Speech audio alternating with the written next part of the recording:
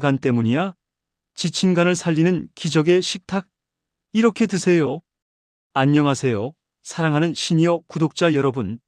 오늘은 우리 몸의 가장 크고 중요한 장기 중 하나이지만 좀처럼 통증을 느끼지 못해 침묵의 장기라고 불리는 바로 그 장기, 간에 대해 이야기 나누어 보고자 합니다. 간은 해독 작용부터 영양소 대사, 단백질 합성, 면역 기능까지 우리 몸의 500가지가 넘는 중요한 역할을 수행하며 묵묵히 우리 생명을 지키고 있습니다. 혹시 평소보다 쉽게 피곤함을 느끼거나 얼굴빛이 어둡고 눈이 침침해지는 등 간 건강에 대한 걱정이 있으십니까? 간은 한번 손상되면 회복이 어려울 수 있으므로 미리미리 관리하는 것이 매우 중요합니다.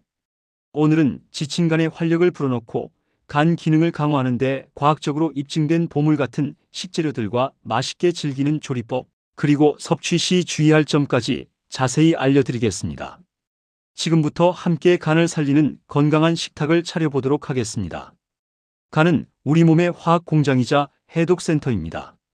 우리가 먹는 음식, 마시는 물, 복용하는 약물 등 모든 것을 분해하고 해독하며 몸에 필요한 영양소를 합성하여 에너지를 만들고 저장하는 역할을 합니다.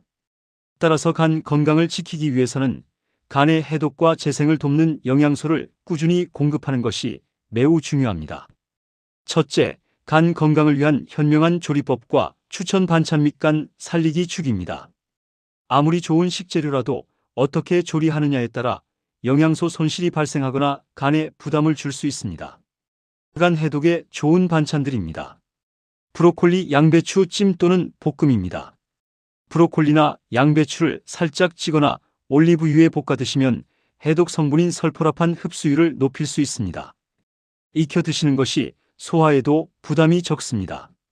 마늘종 볶음 구운 마늘입니다. 마늘은 생으로 먹는 것이 가장 좋지만 매운맛이 부담스럽다면 볶거나 구워서 드시면 좋습니다. 마늘의 항산화 성분은 비교적 열에 강한 편입니다. 두부 부침, 두부 조림입니다. 콩의 영양을 그대로 섭취할 수 있는 두부는 기름을 적게 사용하여 담백하게 부치거나 간장 양념에 졸여 드시는 것이 좋습니다. 콩나물 무침이나 콩나물국도 아스파라긴산이 풍부하여 간 해독에 이롭습니다. 고등어 연어 구이 또는 찜입니다. 등푸른 생선에 오메가-3는 열에 약하므로 튀김보다는 구이나 찜 요리가 좋습니다. 불포화 지방산의 손실을 최소화하고 양질의 단백질을 섭취할 수 있습니다. 버섯볶음 또는 국입니다. 버섯은 다양한 요리에 활용하기 좋으며 기름을 적게 사용한 볶음이나 맑은 국으로 끓여 드시면 영양 손실 없이 건강하게 즐길 수 있습니다. 각종 나물 무침입니다. 시금치, 취나물 등 다양한 제철 나물은 식이섬유와 비타민, 미네랄이 풍부하여 간 건강을 돕습니다. 소금과 기름을 적게 사용하여 무쳐 드시는 것이 좋습니다. 죽은 간을 살리기 위한 죽 레시피입니다. 간이 약해지면 소화 기능도 저하될 수 있으므로 소화 부담이 적고 영양이 풍부한 죽은 훌륭한 대안이 됩니다. 전복 내장죽입니다. 전복은 단백질과 타우린이 풍부하여 간 기능 회복에 도움을 줍니다.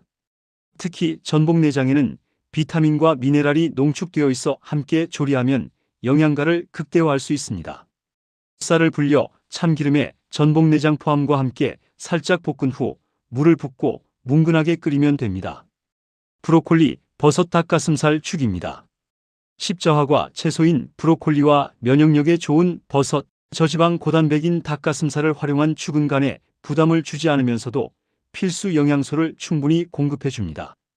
닭가슴살을 삶아 잘게 찢고 브로콜리와 버섯은 다져서 쌀과 함께 끓여 드십시오. 둘째, 간 건강을 지키기 위한 올바른 생활 습관 개선입니다. 간은 우리가 어떻게 생활하느냐에 따라 건강 상태가 크게 좌우됩니다. 절주 및 금주입니다. 알코올은 간세포에 직접적인 손상을 주는 가장 큰 독소입니다. 술을 마시면 간은 알코올을 해독하느라 다른 중요한 기능을 수행하지 못하고 과부하가 걸립니다. 간 건강을 위해서는 금주를 실천하는 것이 가장 중요합니다. 규칙적인 운동입니다. 규칙적인 신체 활동은 체중을 관리하고 혈액순환을 개선하며 간에 쌓인 지방을 줄이는 데 효과적입니다. 비만, 특히 복부 비만은 지방간의 주범이므로 매일 30분 이상 유산소 운동을 꾸준히 실천하십시오. 적정 체중 유지입니다. 과체중과 비만은 지방간의 주요 원인입니다.